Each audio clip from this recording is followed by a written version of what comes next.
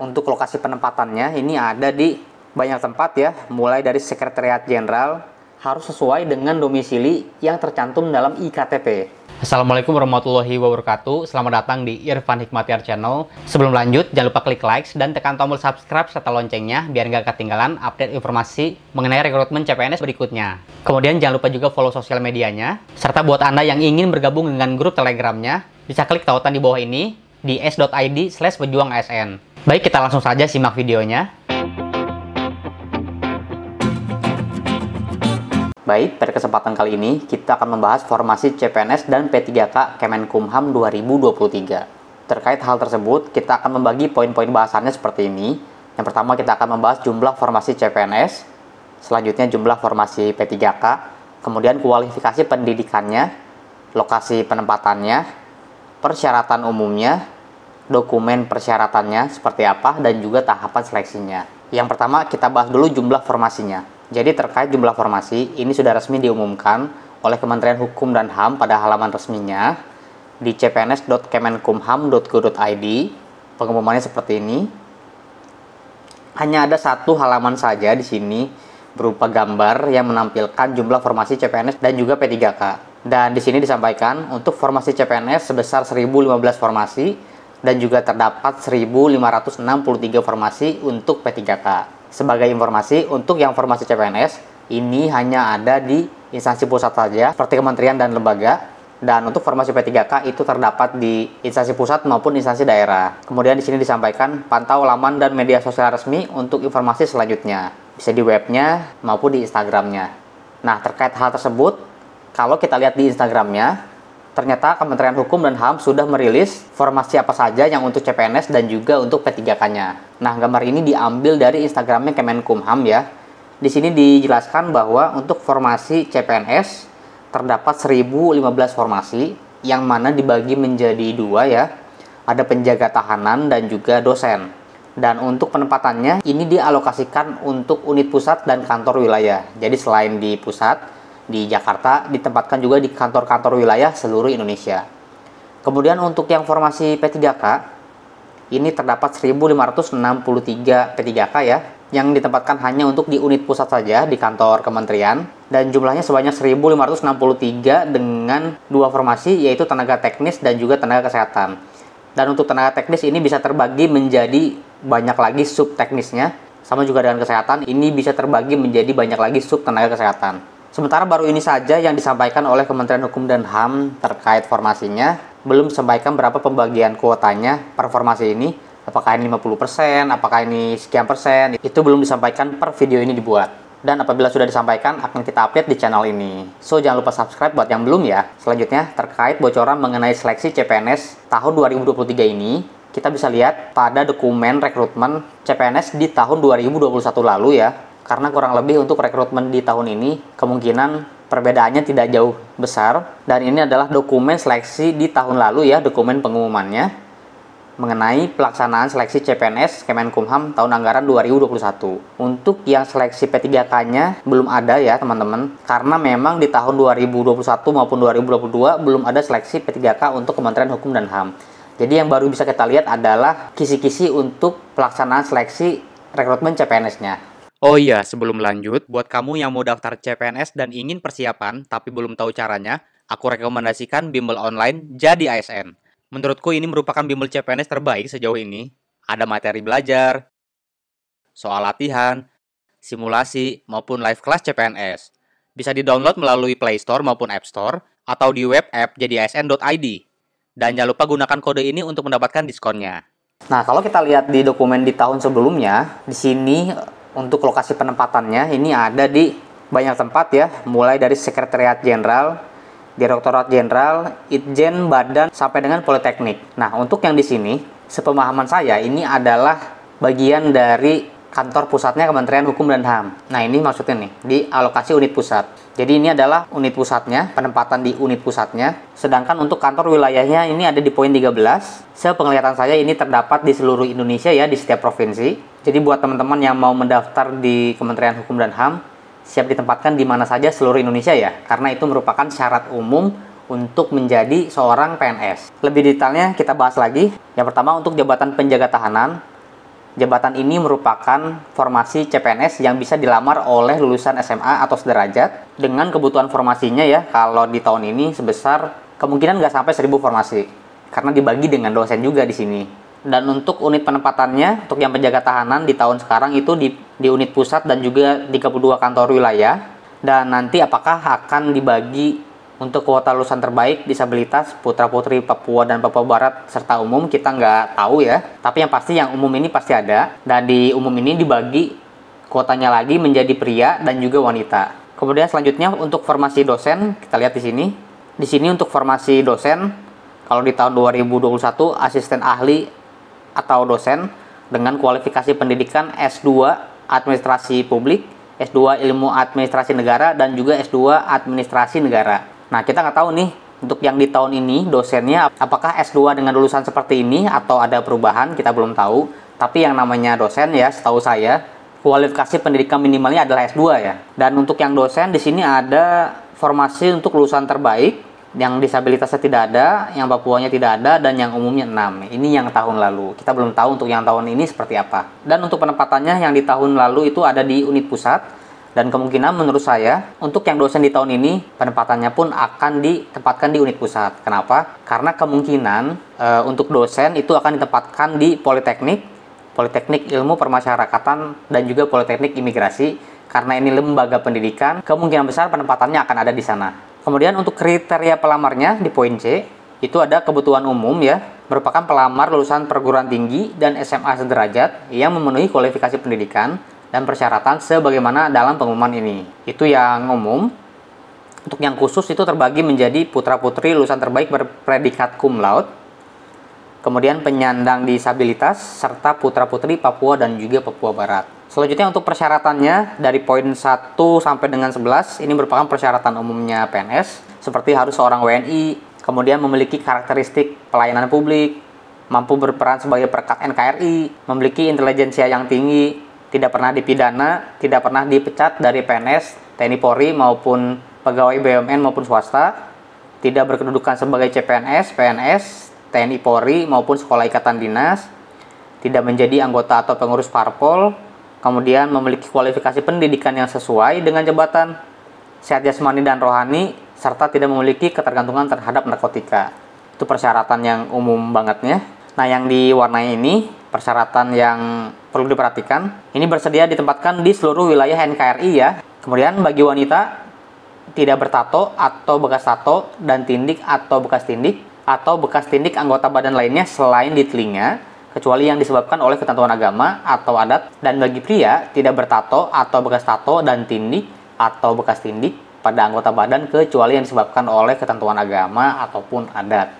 Kemudian untuk jenis kebutuhan umum ya, pelamar merupakan lulusan yang pertama perguruan tinggi luar negeri dengan ijazah dan transkrip nilai yang sudah disetarakan oleh Kemendikbud dengan IPK minimal 2,75. Kemudian dari perguruan tinggi dalam negeri yang sudah terakreditasi BAN PT pada saat kelulusan dengan IPK 2,75. Kemudian untuk SLTA sederajat yang dari luar negeri itu harus sudah disetarakan oleh Kemendikbud. Kemudian untuk yang lulusan SLTA dalam negeri itu harus terdaftar di Kemendikbud atau Kementerian Agama.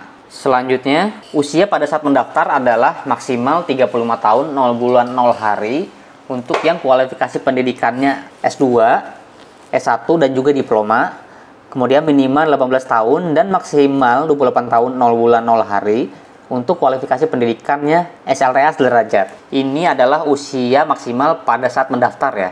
Kalau pada saat mendaftar 28 tahun 0 bulan 1 hari, nah itu nggak bisa ya pada saat mendaftarnya. Kemudian tinggi badan untuk pelamar jabatan penjaga tahanan itu pria minimal 165 cm dan juga untuk wanita minimal 160 cm. Kemudian pelamar jabatan penjaga tahanan dengan kualifikasi pendidikan SMA sederajat harus sesuai dengan domisili yang tercantum dalam IKTP. Apabila pelamar yang provinsinya tidak sesuai dengan IKTP dan ingin mendaftar pada wilayah provinsi lain, wajib membuat surat keterangan dari kelurahan atau kantor desa setempat yang menerangkan bahwa yang bersangkutan telah berdomisili pada wilayah provinsi tersebut. Jadi buat yang mau melamar menjadi penjaga tahanan, ini wajib sesuai dengan domisilinya. Misalkan ada lamaran kuota di Jakarta 1, berarti KTP-nya harus KTP Jakarta juga. Kemudian untuk tata cara pendaftarannya, pelamar wajib melakukan pendaftaran secara online melalui laman resminya BKN di sscasn.bkn.go.id dan mengunggah dokumen yang dipersyaratkan mulai tanggal, nah ini mulai tanggal, ini pengumuman yang resminya ya, mulai tanggal 17 September sampai dengan 6 Oktober 2023. Kemudian pelamar hanya boleh memilih satu pilihan jabatan. Kemudian pada saat pendaftaran online, pelamar harus mengisi NIK pelamar dan juga NIK pada kartu keluarganya. Kemudian mengunggah pas foto berlatar belakang merah dengan ukuran 4x6. Selanjutnya untuk dokumen persyaratannya, yang pertama terdapat surat lamaran yang ditujukan kepada Menkumham di Jakarta dengan surat pernyataan 13 poin, kemudian dapat diketik menggunakan komputer atau ditulis tangan dengan ditempel materai 10.000 dan ditandatangani dengan pena berwarna hitam, yang format suratnya nanti tinggal download aja di sini. Kemudian persyaratan selanjutnya adalah KTP atau surat keterangan telah melakukan perekaman kependudukan yang dikeluarkan Dinas Kependudukan dan Catatan Sipil, khusus buat yang belum memiliki IKTP. Kemudian ada akte kelahiran atau surat keterangan lahir asli dari Dinas Dukcapil. Selanjutnya pas foto 4x6 dengan warna latar belakang merah ya. Selanjutnya surat keterangan berbadan sehat dari dokter pemerintah atau rumah sakit pemerintah, TNI atau Polri yang asli ya, yang dibuat pada bulan September 2023. Kemudian bagi pelamar dengan kualifikasi pendidikan SMA sederajat, untuk yang jabatan penjaga tahanan ya, dalam surat keterangan tersebut wajib mencantumkan tinggi dan berat badan sesuai dengan hasil pengukuran pada saat pemeriksaan tersebut. Kemudian pendaftaran online dan unggah dokumen persyaratan dengan format PDF dilakukan pada tanggal 17 September sampai dengan 6 Oktober 2023 melalui laman sscasn.bkn.go.id. Dokumen persyaratan yang diunggah adalah scan berkas asli berwarna ya, bukan yang hitam putih atau fotokopian. Dan pelamar harap memastikan kembali berkas yang diunggah dapat dibuka dan dokumennya tidak rusak dan bisa terbaca dengan jelas. Kemudian, untuk pelamar jenis kebutuhan umum dengan kualifikasi pendidikan S2, dokumen kelulusan pendidikan digabung dalam satu dokumen dengan format PDF yang terdiri dari ijazah asli sesuai dengan jabatan yang dilamar, transkrip nilai asli, kemudian surat keterangan lulus bagi pelamar yang ijazahnya belum keluar. Selanjutnya, surat keputusan penyataan ijazah asli dari Kemendikbud buat yang lulusan luar negeri, serta cetakan tangkapan layar atau screen capture atau screenshot direktori hasil akreditasi program studi dari Ban PT yang memuat status akreditasi dan prodi pelamar. Kemudian, untuk pelamar jenis kebutuhan umum dengan kualifikasi pendidikan SMA, dokumen kelulusan pendidikan digabungkan dalam satu dokumen dengan format PDF yang terdiri dari ijazah asli, transkrip atau daftar nilai asli, atau surat keterangan hasil ujian nasional asli.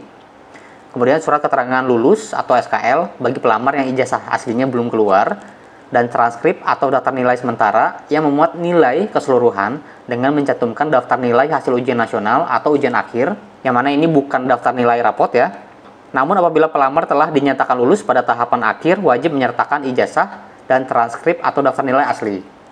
Kemudian surat penyetaraan ijazah dan transkrip nilai dari Kementerian Pendidikan atau Kemenak bagi yang lulusan luar negeri atau lulusan pesantren. Kemudian untuk tahapan seleksi untuk yang S2 itu seperti ini ya. Yang pertama, seleksi administrasi di halaman resminya BKN, SSCASN BKN. Kemudian ada SKD menggunakan sistem CAT dengan bobot 40%. Kemudian SKB dengan bobot 60%, yaitu substansi jabatan yang menggunakan CAT dengan bobot 60%. Dan juga ada wawancara, pengamatan fisik dan keterampilan atau WPFK dengan bobot 40%. Dan khusus pelamar jabatan dosen, SKB-nya terdiri dari substansi jabatan yang menggunakan CAT dengan bobot 50%, kemudian praktik kerja mengajar untuk yang jabatan dosen dengan bobot 25%, serta ada wawancara, pengamatan fisik dan keterampilan atau WPFK dengan bobot 25%. Kemudian tahapan seleksi untuk yang lulusan SMA, untuk formasi jabatan penjaga tahanan, tahapannya sama ya semuanya. Yang pertama ini ada seleksi administrasi, kemudian ada SKD dengan bobot 40%, selanjutnya ada SKB dengan bobot 60% yang terdiri dari kesemaptaan yang bobotnya 45%, kemudian wawancara dengan bobot 30%, serta pengamatan fisik dan keterampilan atau PFK dengan bobot 25%. Kemudian untuk lokasi pelaksanaan seluruh tahapan seleksi dilaksanakan pada 33 kantor wilayah Kemenkumham dengan ketentuan sebagai berikut. Yang pertama, bagi pelamar dengan kualifikasi pendidikan SMA sederajat, lokasi pelaksana seleksi sesuai dengan domisili pada IKTP atau surat keterangan domisili. Kemudian, bagi pelamar selain dari kualifikasi pendidikan SMA, lokasi pelaksanaan seleksi sesuai dengan kota provinsi yang dipilih sebagai lokasi seleksi SKD pada laman BKN. Dan untuk sistem kelulusannya, kelulusan seleksi administrasi pada jabatan jenjang pendidikan S2, jenis kebutuhan umum, didasarkan pada kesesuaian antara data yang diisi dengan dokumen persyaratan yang diunggah, sebagaimana dalam pengumuman. Kemudian, kelulusan seleksi administrasi untuk jenjang yang SLTA didasarkan pada kesesuaian antara data yang diisi dengan dokumen persyaratan yang diunggah dalam laman BKN sebagaimana dalam pengumuman. Selanjutnya di poin 6, pada kualifikasi pendidikan SMA sederajat untuk jabatan penjaga tahanan, pengukuran tinggi badan dilaksanakan sebelum pelaksanaan SKB kesemaptaan. Jadi sebelum SKB diukur tinggi badannya ya. Kemudian apabila pelamar tidak memenuhi persyaratan tinggi badan, pelamar tidak dapat mengikuti tahapan SKB kesemaptaan dan tahapan seleksi selanjutnya. Berarti gugur nih kalau nggak lulus tinggi badannya. Kemudian lain-lain, pelamar hanya dapat mendaftar pada satu instansi dan satu kebutuhan jabatan. Kemudian jabatan penjaga tahanan memiliki jam kerja yang menggunakan pola 3-4 shift sehingga tidak mengenal hari libur atau tanggal merah termasuk hari libur nasional. Oleh karena itu, selain dibutuhkan intelektual dan integritas, seorang penjaga tahanan harus memiliki fisik yang prima yang dapat disaring melalui SKB kesemaptaan. Kemudian, guna menggali tingkat kemampuan semapta, pelaksanaan seleksi semapta dibedakan jenis atau metode dan sistem penilaiannya berdasarkan jenis kelamin. Jadi dibedakan antara pria dan wanitanya. Dan bagi pelamar wanita yang sedang hamil, tidak ada perlakuan khusus dalam seleksi. Dan apabila tetap bersedia mengikuti seleksi, maka wajib membuat surat pernyataan yang ditandatangani oleh suami yang menyatakan bersedia menanggung segala resikonya dan tidak akan menuntut kepada panitia. Baik, itu dia kurang lebih poin-poin penting pada seleksi CPNS Kemenkumham tahun 2023 yang referensinya berdasarkan seleksi di tahun sebelumnya. Kemungkinan besar nggak akan beda jauh ya antara mekanisme di tahun sebelumnya dan juga tahun ini. Dan semoga buat Anda yang mau melamar di Kementerian Hukum dan HAM tahun 2023, semoga lancar persiapannya dan lulus sampai akhir. Dan buat Anda yang suka video ini, jangan lupa klik like dan juga subscribe biar gak ketinggalan update berikutnya mengenai CPNS ataupun P3K Kementerian Hukum dan HAM tahun 2023. Sampai jumpa di video selanjutnya. Wassalamualaikum warahmatullahi wabarakatuh.